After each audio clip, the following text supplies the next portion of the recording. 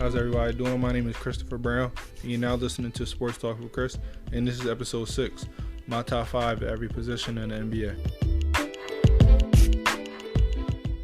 Some honorable mentions that did not make my point guard list are Chris Paul, Penny Hardaway, Steve Nash, Mark Jackson, and Tiny Archibald.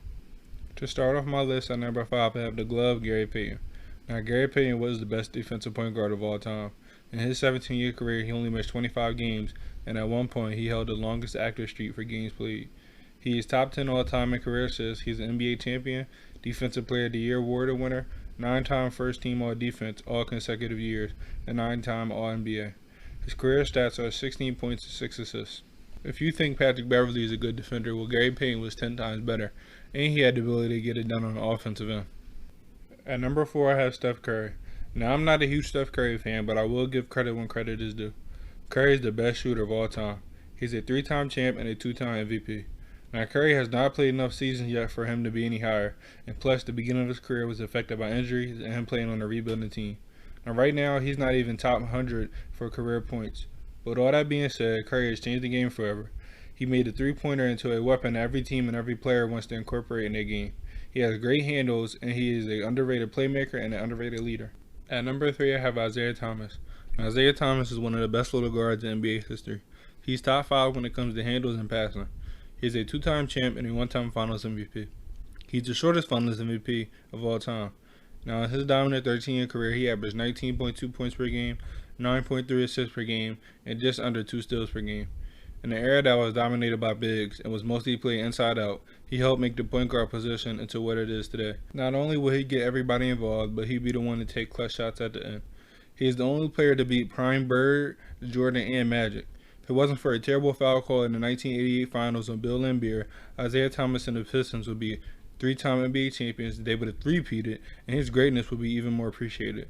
Now, there are only 2 players that have more 20-point and 10-assist games. That's Magic Johnson and Oscar Robertson. Now, at number 2, I have Oscar Robertson. Oscar Robertson was the original triple-double machine, the first dominant all-around player. He was the first player in NBA history to average a triple-double for an entire season. Now, if you add up the stats for the first 5 seasons in NBA, he averaged a triple-double there too. He won MVP in 1963-64 season. He also won NBA championship in the 1970-71 season. His career averages are 25.7 points per game, 7.5 rebounds per game, and 9.5 assists per game. He's 6th all-time in career assists. Oscar Robertson did so much for African-American athletes, not only basketball, but all sports. He was a dominant basketball player on both ends. He was a great leader, and he does not get enough credit for how talented he was. Now, number 1, the best point guard of all time without a debate is Irvin Magic Johnson. Magic Johnson truly revolutionized the game. Somebody that tall leading offense was unseen. He had the best vision the game has ever seen. He's a 3-time MVP, 5-time champ, and a 3-time Finals MVP winner. His career averages are 19.5 points per game, 7.2 rebounds per game, and 11.2 assists per game. He could play any position on the court and be the best at it. Now, for an example, Game 6 of the 1980 Finals against my favorite team, the 76ers, he had, in my opinion, a top 5 NBA Finals performance of all time. The Lakers starting center, Kareem Abdul-Jabbar, was out with an ankle injury, so Magic Johnson stepped up and started center that game. Now, in this game, he played 47 minutes and had 42 points, 15 rebounds, and 7 assists. Oh yeah, it was his rookie year. There was nothing Magic Johnson could not do on the court. Rebounding, check. His highest average in the season was 9.6 at point guard. Scoring, check. His highest average in the season was 23.9. And of course, passing, where his highest average in the season was 13.1. Magic Johnson was truly a special player that could play in any era and be dominant in any position. Now on the shooting guards. Some honorable mentions that did not make this list are Pistol Pete, Ray Allen, Clyde Drexler, Reggie Miller, George Gervin, and Tracy McGrady. Now, number 5, I have the logo, Jerry West. There's no way I was going to make this list without the legend himself. Named to the top 5 NBA players of all time list, Jerry West is the only player in NBA history to win the Finals MVP but actually lose the Finals. He's a great player, but for a lot of his career, he just couldn't get over the Celtics because they were by far the best team in the league. He eventually won a championship, though, in 1972. He was also named a 12-time All-NBA player. Jerry West is 5th all-time in points per game. He was a bucket back in the day. I bet you didn't know that there are only 2 people to ever average 40-plus for entire playoffs. Yes, Jerry West is on that list. He also could pass the ball, too. He led the league in assists his 3rd to last season in the NBA, with just under 10. Now, yes, for some casual fans, you might not know who Jerry West is, so let me put it in perspective for you. He was a guard that got buckets and got his teammates involved, similar to somebody like Damian Lillard. Now, if there was a three-point line back then, there's no doubt in my mind he would average over 30 points per game. He was a great jump shot shooter, especially for somebody in that era. Now, at number 4, I have my guy, Allen Iverson. Growing up a Sixers fan that had been season tickets to see the best show in basketball during the early 2000s was incredible. AI was the superstar of superstars. Had a huge impact not only the game of basketball, but the culture of basketball. He's the best small guard scorer of all time. He is number 7 in regular season points per game and number 2 in playoff points per game. His career averages are 26.7 points per game, 6.2 assists per game, and over 2 steals per game. He was a 4-time scoring champ and he won the MVP in 2001. Now, people criticize him for poor shots or shooting too much, when head coach Larry Brown gave him the green light and said shooting all those shots gave them the best chance to win. Now, in his prime, he never really played with any other scorers or true playmakers, just a bunch of defenders. So he did what he does best, and that's go get buckets. Now, there's no doubt in my mind if the Sixers signed some real talent around him, he would have won the NBA championship in Philly. He had a little stint with the Nuggets, where he had a chance to compete in the West, but they did not, and they ended up trading him. AI was a bucket getter. He had one of, if not the best handles of all time. Guarding him one-on-one was not easy. He had the biggest heart. He had a never-give-up attitude every time he stepped on the court. At number 3, I have D Wade. Now, prime D Wade does not get enough credit. He was a prime in the league. He was way too fast and way too athletic. Now, in 2006, his third year in the league, he led the Miami Heat to NBA championship against the Dallas Mavericks, and he had one of the best finals performances of all time. In that NBA Finals, he averaged 34.7 points, 7.8 rebounds, and 3.8 assists, and a little less than 3 steals a game. That performance was more than dominant. Get into the basket at will, and either finish him or get into the free throw line every time. When D Wade's playing, there was no other shooting guard that could do that better than him. Now, his career averages are 22 points, about 5 rebounds, and 5 assists a game. Something he does not get enough credit for is his defense. D Wade is by far the best shot blocking guard of all time. Now, when D Wade allowed LeBron James to come to Miami and become Batman, D Wade stepped down to be Robin. That only helped D Wade's legacy. It showed people that he could take a lesser role and teach someone how to be a winner and to be great. I hope people don't get it confused though and think what D Wade did was easy. At the time, he was still a top player in the league. Most superstars would not be able to do what he did, even if it was their friend joining the team. Those Miami Heat teams won 2 NBA championships, and I don't care what anybody say, it was a dynasty. D Wade is one of the best to ever do it, hands down, and he needs to get credit. At number 2 on this list, I have the legend Kobe Bryant. First off, I just want to say rest in peace to Kobe, Gigi, and all the others who were lost in that tragic helicopter accident. Now, Kobe Bryant was my uncle's favorite player, and I remember him telling me all the time how good of a player Kobe was and that we'll never see a player like him again. Now, I shouldn't have to say a lot to prove why Kobe should be on this list, but here are some things.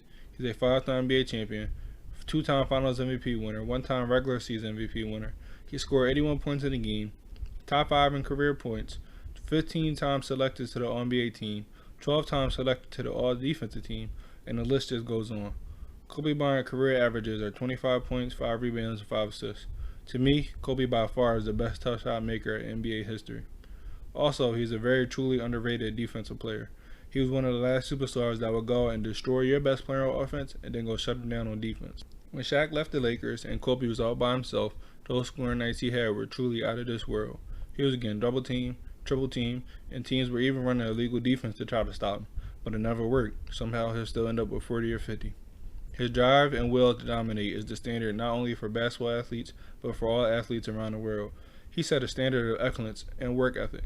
To me, he showed people what it takes to be the best. And if you aren't following, then obviously you don't want to be the best. There's so much more I can say, but I'm just going to end off by saying this. Fans and people that never played the game sometimes rank him lower than what he truly is. But if his opponents and other coaches say he's one of the greatest players to ever play the game, then who are we to argue? Because we never laced up the sneakers and went against Kobe Bryant. Now, Kobe Bryant was truly a different breed. He became a mentor to a lot of young players in the NBA today. I've never seen someone do the things he did on the court, and I don't think we ever will. Now, number 1 is easy. Michael Air Jordan. Again, I could say a lot, but I'm going to try to keep it short and simple. MJ is a 5-time MVP winner, 6-time champ and 6-time Finals MVP winner, a 10-time scoring champ, a Defensive Player of the Year award winner, 9-time first-team All-Defense, and he just jumped so high. Now, MJ is first all-time when it comes to career points per game, regular season, and playoffs. He is by far the most dominant guard of all time. the best defender of all time, and if it's not him, it's one of his teammates. He led the best dynasty ever in modern sports, and what he did might not ever be replicated. Now, once MJ and Phil Jackson came together, there was no beating him. You want to talk about dominance? His first full season back from his stint in baseball, he led his team to the best record ever in NBA history at the time, and unlike Steph Curry and the Warriors, he actually won the NBA Finals. Now, MJ was the GOAT, and he set the standard for all ball players to be like. Before I start this list, I just want to give out some honorable mention shout-outs to people that did not make the list. Grant Hill, Carmelo Anthony, Paul George, Rick Barry, Bernard King, and Vince Carter. At number 5, I have Elgin Baylor. Now, my grandfather told me that he was one of the best basketball players to ever play the game, and I believed him.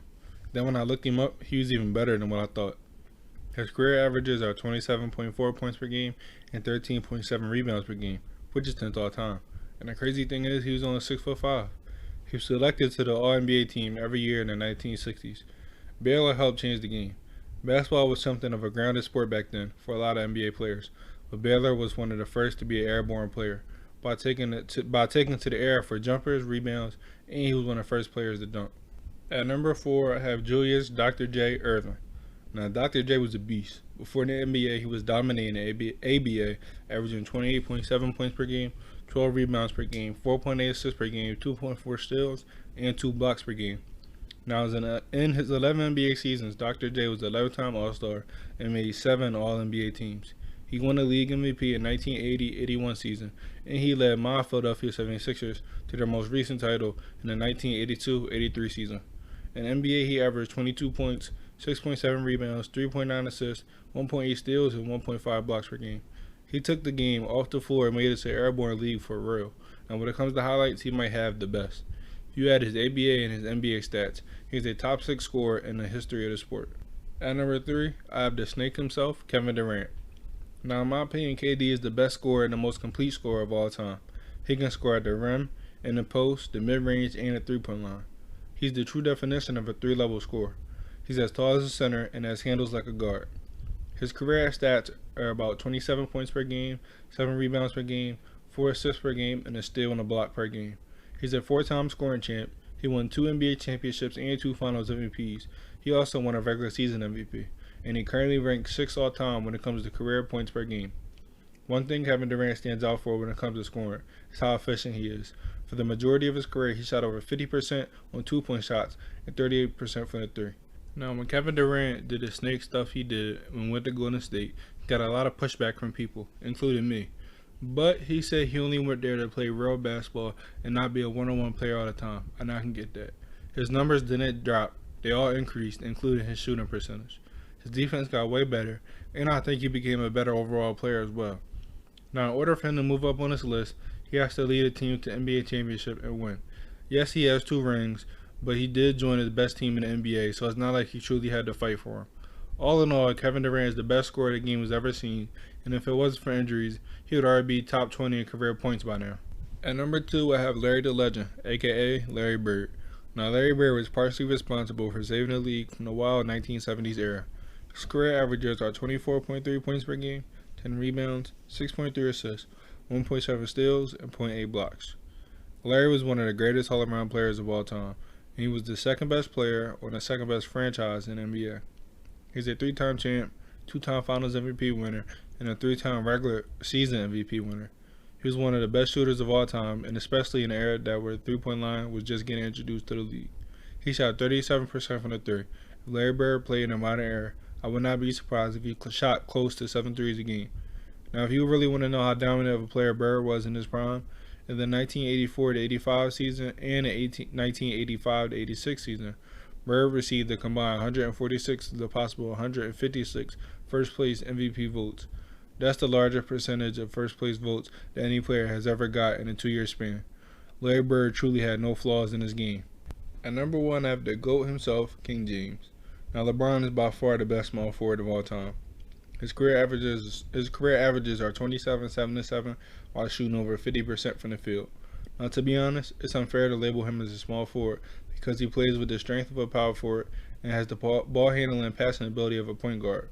He might be the best athlete the NBA has ever seen. He has the best combination of strength, speed, and athleticism. He's a 3-time champ, 3-time Finals MVP winner, and a 4-time regular season MVP winner.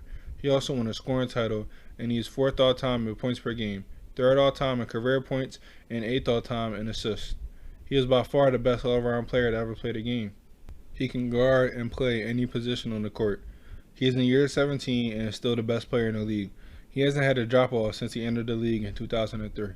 You can't tell me that he isn't in his prime anymore because his game keeps evolving every year. There's a lot I could say about Gold James, but I'm just going to end it off by saying this. He came back from 3-1 against the best regular season team of all time. Now, before I start my Power 4 list, I just want to give out some honorable mention shout-outs to people that did not make the list. Blake Griffin, LaMarcus Aldridge, Dennis Rodman, Chris Bosh, Bob Pettit, Chris Webber, and Charles Oakley. Starting my list at number 5, I have Karl Malone. Now, a few players in NBA history had a combined production and longevity as him. His career stats are 25 points, 10 rebounds, 3.6 assists, 1.4 steals, and 0.8 blocks. By the time his career was over, Malone was 2nd all-time in career points and 6th all-time in rebounds. He piled up 14 All-Star selections, 14 All-NBA selections, 4 All-Defense selections, and he won 2 MVPs. He never won an NBA championship, though, because of that bully in the East called Michael Jordan. At number 4, I have Dirk Nowitzki. Dirk is one of, if not the best European player to ever play in the NBA. His career stats are 20.7 points and 7.5 rebounds. He was a 7-footer who scored all over the court, including the three-point line. He is the best big man shooter of all time, shooting 38% from the three. In 2011, Dirk led the Mavs to an unlikely NBA championship over the Miami Heat, who just started a super team. He also won the MVP in 2007. Now, Dirk truly changed the game with his playing style. He is very underrated. He currently ranks 6th all-time when it comes to career points. At number 3 on my list, I have the round mound of rebound, Charles Barkley. Charles Barkley was a different breed. He actually changed the rule in the NBA. Barkley would post defenders for as long as 20 seconds before actually shooting the ball. So in response to that, the league started that no player below the free throw line could actually do this for as long as 5 seconds.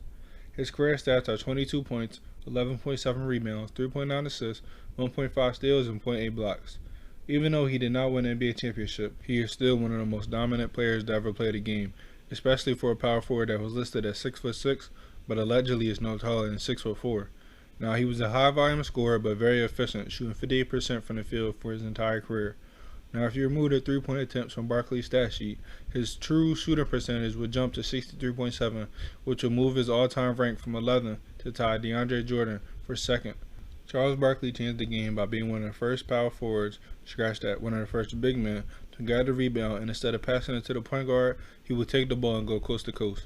Not only Shaq, Kareem, Wilt, and Hakeem Olajuwon have more seasons averaging 20 points and 10 rebounds, and they were all 7-footers. At number 2, we have the big ticket, aka Kevin Garnett.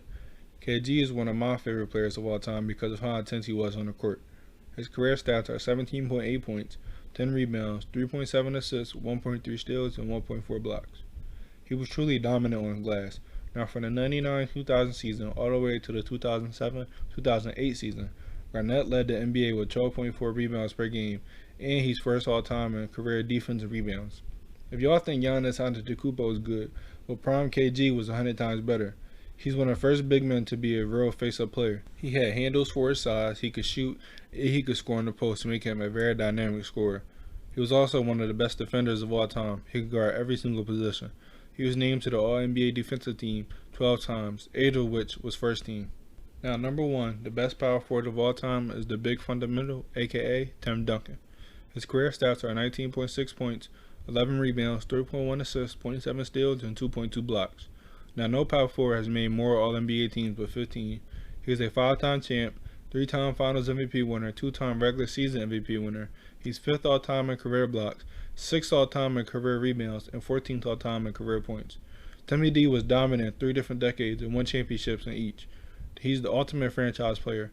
For the first 2 decades of his career, in a small market San Antonio Spurs team, he has helped make them into one of the best franchises in NBA history.